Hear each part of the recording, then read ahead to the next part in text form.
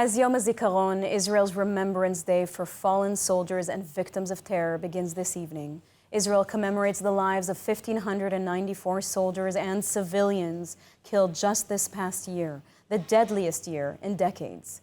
A total of 30,134 casualties have been recorded in wars, operations, and from terror attacks. Tonight and tomorrow, memorial ceremonies will be held at dozens of cemeteries nationwide, including national ceremonies at Israel's 53 military cemeteries. Among the fallen who will be commemorated on this Memorial Day, 711 lost their lives in service just this year, including soldiers, police, and security personnel who died fighting on October 7th and inside Gaza ever since. And as the IDF continues its current ground offensive fighting Hamas in Gaza, the death toll continues rising, with the latest news of 5 more fallen soldiers coming just over the weekend. This marks the highest numbers of fatalities among security forces in 1 year since the 1973 Yom Kippur War. In addition to military and security forces, in the wake of the October 7th onslaught by Hamas, 822 innocent civilians were tragically murdered, marking the highest number of civilian deaths in decades. Among them were 531 men and 291 women, including 40 children and 68 foreign nationals. But unfortunately, terror does not end with the loss of life. Hamas still holds 132 hostages following the brutal abduction of 252 of them from within Israel and into Gaza during the October attacks, with dozens who are known to be no longer alive. Efforts to secure their release continue every day, as memorial sirens will sound nationwide twice over 24 hours and ceremonies will be held at dozens of cemeteries. No one will need to be reminded of the profound grief and the heavy price that terror and war have taken, certainly over the decades, but especially this year. On this unique and extremely painful Remembrance Day, Israel stands in solemn solidarity, honoring those who have given everything for their country's security, and those innocents who were savagely murdered for no other reason than their identity as Jews or as Israelis. Roni Eshel, an observer soldier, lost her life on the Gaza border on October 7th. In the wake of this tragedy, her father, Eyal Eshel, has been passionately advocating to share her story and shed light on the events of that fateful day. To commemorate Yom Hazikaron, he sat down for an interview with ILTV's editor-in-chief, Maayan Hoffman, to discuss her legacy. Take a look. Eyal Eshel, father of the beautiful Roni Eshel, thank you for being here. Thank you for inviting me.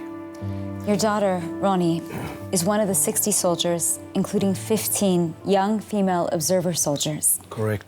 Who was murdered on October 7th on the Nachal Oz base on the Gaza border. Yeah. These were some of the bravest young women who deserved to survive, but were burned to death by Hamas terrorists while they were locked in their headquarters without weapons, in such incomprehensible chaos on that day.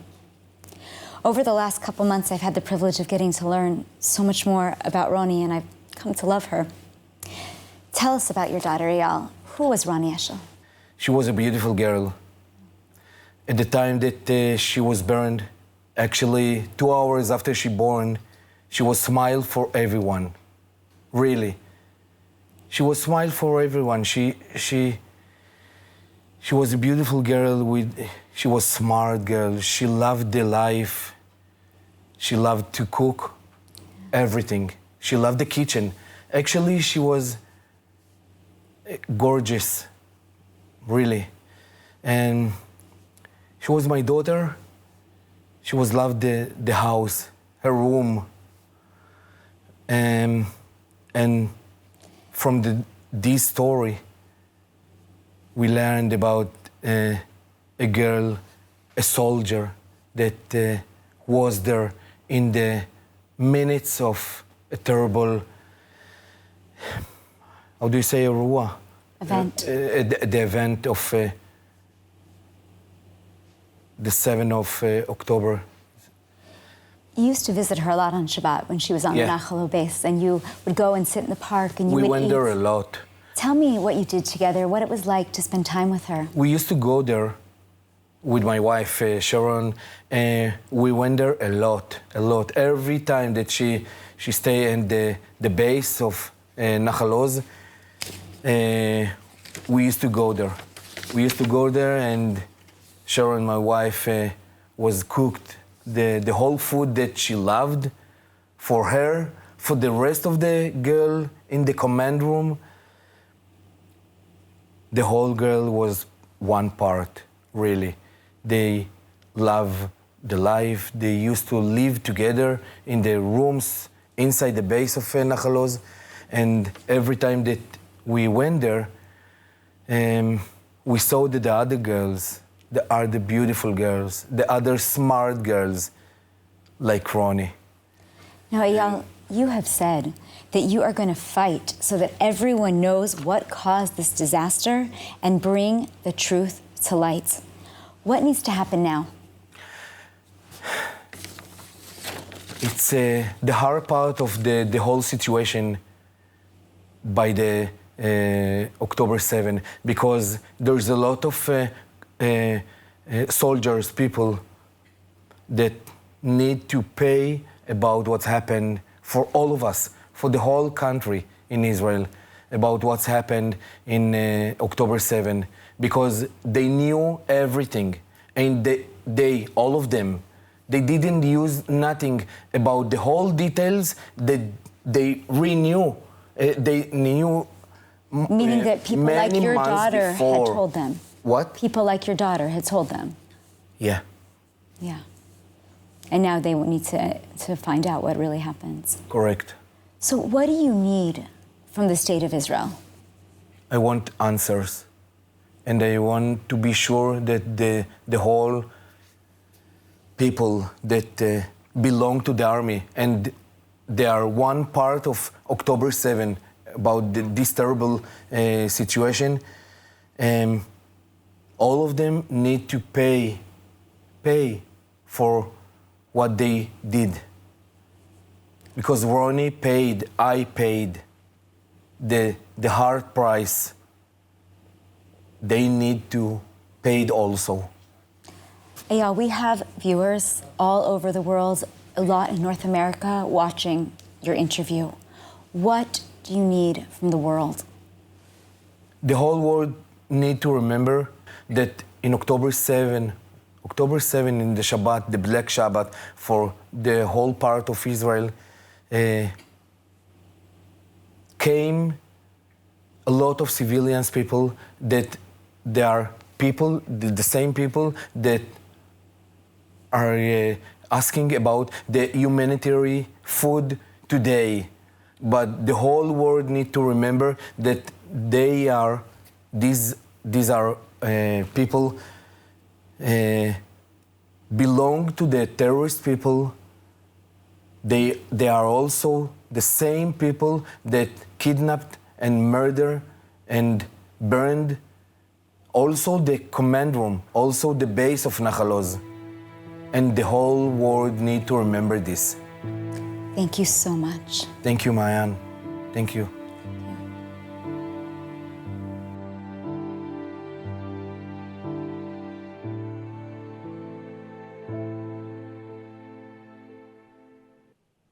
May her memory live on, her and all of the other civilians and soldiers who were murdered that fateful day. Day 217 of the war in Gaza. There are fierce clashes between IDF forces and Hamas gunmen in several areas of the Gaza Strip. The Security Cabinet voted to approve a measured expansion of the IDF's operation in Rafah, and operations are underway in Zaytun and in Jabalia. More from ILTV's Steve Leibowitz. 5 soldiers were killed and several wounded in Zaytun when they were hit by an explosive device in an alleyway. The troops had been raiding a school complex used by Hamas. Weaponry and at least one tunnel were discovered in the area. The IDF has returned to Zaytun several times since the start of the war, as Hamas managed to regroup in areas previously cleared by the army. The IDF is reportedly preparing to launch a new operation in northern Gaza's Jabalia after identifying attempts by Hamas to regroup there. Israeli tanks reportedly advanced on a main road dividing the eastern and western halves of southern Rafah amid heavy clashes. 2 soldiers were seriously wounded by RPG fire at a tank. After launching its operation in eastern Rafah last week, troops had captured part of Salah al-Din Road, along with the Rafah crossing to Egypt. Tanks pushed further on the road, but are still within a zone that the IDF ordered to be evacuated. The IDF is calling on Palestinians in additional neighborhoods of Rafah to evacuate areas as it presses on with its operation. The civilians are being called to move to an expanded designated humanitarian zone in the Al-Mawasi and Khan Yunis areas. The Security Cabinet voted to approve a measured expansion of the IDF's operation in Rafah. Israel ordered civilians out of the eastern outskirts of Rafah beginning last week. The army estimates that about 300,000 Palestinians in East Rafah have already evacuated. The Rafah operation remains still limited in scope amid hostage negotiations with Hamas. The expansion was deemed as measured in what Israel hopes will not cross the line into what the United States deems as a major operation. U.S. President Joe Biden warned earlier this week that he would halt certain offensive weapons shipments to Israel if it entered into the population centers of Rafah due to concerns over the 1 million-plus civilians sheltering there. Prime Minister Netanyahu said Israel would go it alone if needed. במלחמת העצמאות, לפני 76 שנים, היינו מעטים מול רבים. לא היה לנו נשק, היה אמברגו נשק על ישראל. אבל בתעצומות הנפש והגבורה והאחדות בתוכנו, ניצחנו. היום אנחנו הרבה יותר חזקים. אנחנו יותר חזקים, אנחנו נחושים, ואנחנו מאוחדים כדי להביס את אויבינו, את מבקשי נפשנו. The Security Cabinet also voted to instruct Israel's hostage negotiating team to continue efforts to try to reach a hostage deal by putting together a new proposal in the hopes of reaching a breakthrough. Diplomats are working to resume indirect talks on a potential truce and hostage deal within the next few days in Doha. Hamas released another propaganda film, this time of injured 51-year-old Nadav Popplewell, who was taken hostage from the southern Israeli community of Kibbutz Nirim. Later, the terrorist organization claimed he had died in an Israeli airstrike. Hamas continues to fire rockets into Israel. A rocket hit a home in Ashkelon this morning, wounding a woman. Over the weekend, Hamas fired 14 rockets at the southern city of Beersheva for the first time since December, lightly injuring a woman. Hours later, the IDF destroyed 2 launch sites in Rafah that terrorists had used to fire at Beersheva. Shrapnel from the rockets fell in a playground in the city, and the children managed to evacuate safely. And joining us now is Asher Fredman, Senior Fellow at the Misgav Institute for National Security. Thank you for joining us. Asher, the Biden administration has reportedly offered to give Israel sensitive intelligence on the whereabouts of senior Hamas leaders and terror tunnel locations, including Yehi Sinwar's location, if it agrees to hold off on the long-promised Rafah military operation in Gaza. Now, I have to ask if this is indeed true, and I have a hard time to believe it, but if it's true, the U.S. has this kind of valuable information. If they do, where have they been until now? How is it possible that they would have such information and not disclose it to Israel? If indeed the United States has information on the whereabouts of senior Hamas leaders who are holding Americans hostage and is not sharing that with Israel, that would be extremely difficult to understand and very, very questionable. I believe it's hard to believe that while the U.S. has very impressive global intelligence capabilities, that it has better intelligence regarding the whereabouts of Hamas terrorists, the whereabouts of Hamas installations in Gaza, better than Israel, which is sitting on the border and is covering Gaza with its intelligence capabilities. So that report to me does not seem to be entirely reliable. If it's true, there's so much on the table here, not to mention 132 hostages. Many of them are presumed to still be alive, including, like you say, American citizens. And the U.S. is conditioning their help on this. If this is true, how is Israel to respond to such a thing, in your opinion? Israel needs to move forward with the operation in Rafah regardless of American opposition. The American opposition and the decision to stop weapons deliveries is a strategic mistake. It signals to Hamas that there's no reason for it to move forward with a hostage deal. It signals to Iran and to Hezbollah that Israel is vulnerable. They should increase their attacks. It signals to the countries in the region that the United States is not necessarily a reliable ally, despite all of its support for Israel. Israel needs to move forward. It needs to put pressure on Hamas. That's the only way we're going to move forward towards a hostage deal. It's the only way we're going to restore deterrence. That's the only way we're going to, along with continued operations like we're seeing in the northern part of Gaza, it's the only way we're going to truly defeat Hamas and allow for the beginning of planning for the day after in Gaza. Now, in the beginning of the week, Israel launched an operation to take over the Palestinian side of the Rafah crossing, which it said was being used for terror purposes. And it's important to distinguish that this is not the large-scale operation that has been widely spoken about, and that this smaller-scale operation seemingly has been approved by the U.S. It was launched to increase pressure on Hamas, who has made preposterous requests in a hostage and truce deal in the works. So do you believe that this is working, the pressure?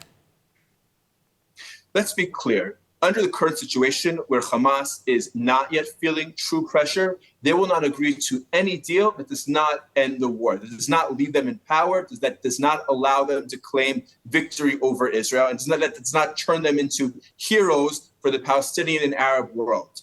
The operation in Rafah, if it goes to the end, and if Israel keeps up the pressure in the north, in the center, in the south, may lead Hamas to present a more realistic proposal, and that may lead what we all dream of and want to see, the release of the hostages. Recall also that controlling the Rafah border crossing is important in order to prevent the inflow of weapons to Hamas, something that the Egyptians were supposed to prevent, but the basic facts were unable to successfully prevent over the past years. Now on to the UN General Assembly. It overwhelmingly passed a resolution on Friday which upgrades Palestine's rights at the world body as an observer state without offering full membership. Are there any practical implications to this decision? And isn't this de facto a reward for October 7th? This is absolutely a de facto reward for October 7th, and it should indeed trigger the U.S. legislation which requires defunding of any organization which grants the Palestinian, which upgrades the Palestinian status, not via negotiations, not via an agreed upon solution. They're playing around with the technicalities, with the loopholes, but because in substance, this is indeed an upgrading to the level of a state or nearly a state, it should in fact trigger the U.S. legislation. Thank you, Asher Fredman. Thank you very much. The UN General Assembly has approved a resolution boosting the Palestinian mission's standing and recommended that the Security Council approve full recognition of statehood.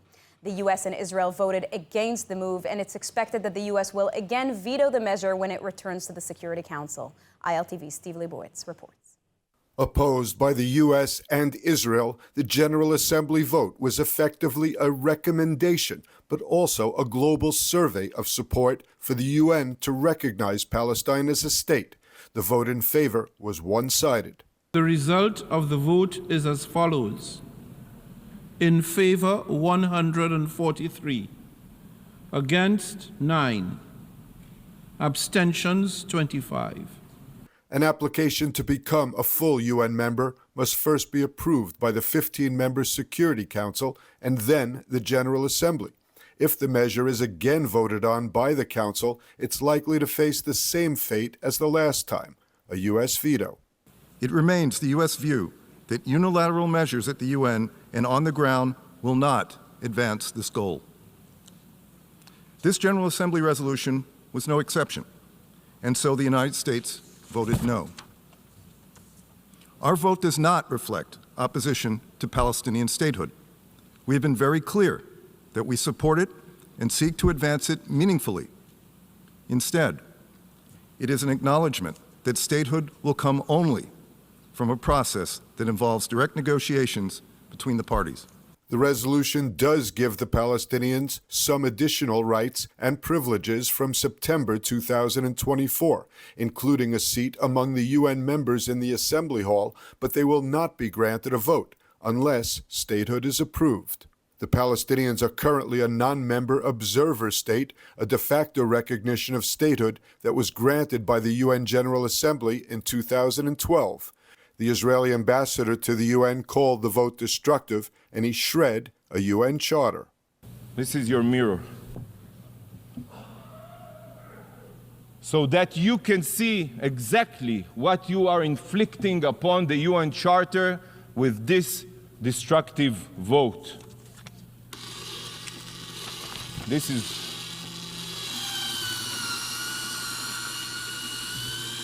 you are shredding the UN Charter with your own hands. Yes, yes, that's what you're doing, shredding the UN Charter. Shame on you. And anti-Semitism is on the rise in the United States and around the world, with new incidents occurring daily, with the most recently reported incident of pro-Hamas protesters attacking school children in New York, as well as students in Florida admitting to anti-Semitism in their speech. Controversy erupted in the Woodstock area in New York as elementary school children faced harsh accusations from protesters. According to a New York Post report, demonstrators blocked roads and labeled parents complicit in genocide and baby killers, targeting uninvolved families of the local Jewish community in front of their children. Concerned parents expressed their distress, recounting that the protesters were screaming at the kids and at anyone who tried to cross or get near them. The Jewish kids were deprived of their outdoor recess due to the protests and were taken home by their parents. Meanwhile, at Florida State University, a controversial video has surfaced from a student Senate meeting. In the video, a student openly declares being anti-Jewish, sparking debate over a ceasefire motion and the treatment of protesters versus counter-protesters. The student questioned the assembly, asking, quote, "We as Arab, Palestinian, Muslim, and anti-Jewish students, are we not worth protecting?" This statement ignited discussions on campus about safety bias and the role of law enforcement at university campuses. These incidents highlight growing tensions in communities and campuses over Israel's war on Hamas in Gaza, following the Hamas murderous atrocities perpetrated on October 7th. Authorities and institutions are now faced with the challenge of addressing these conflicts as global anti-Semitism grows daily. And on to some good news. Fresh from her fifth-place finish at last night's Eurovision Song Contest, Israeli singer Eden Golan has returned home, expressing her gratitude and reflecting on her experience. Despite facing boos and protests during her performances in Malmö, Golan remained poised, emphasizing the honor of representing her country during such challenging times. Golan acknowledged the support she received lifted her spirits amidst the adversity. She dedicated her performance to the voices back home, particularly highlighting the plight of the hostages in the Gaza Strip. Israel is set to celebrate its 76th Independence Day, and Israel's Central Bureau of Statistics released some data on Israel's population ahead of the holiday. On the eve of Israel's 76th Independence Day, the population stands at 9.9 million people. 73.2% are Jewish and 21.1% are Arab. The population grew by some 1.9% since last Independence Day. And just to compare, upon the establishment of the state, the population stood at 806,000 people. And now let's take a look at the weather forecast. Cloudy skies are expected around most of the country tonight, with lows of around 17 degrees Celsius or 47 Fahrenheit. Then tomorrow we will see rainy showers in parts of the country with highs of about 24 degrees Celsius or 76 degrees Fahrenheit. That's all for today's news. For more updates from Israel on all your devices, check out our ILTV channel, subscribe to our ILTV newsletter, and don't forget to check out our new and improved website, iltv.tv, with all the latest news from the heart of the State of Israel. I'm Sivan Raviv. Be well, stay safe, and thank you so much for watching.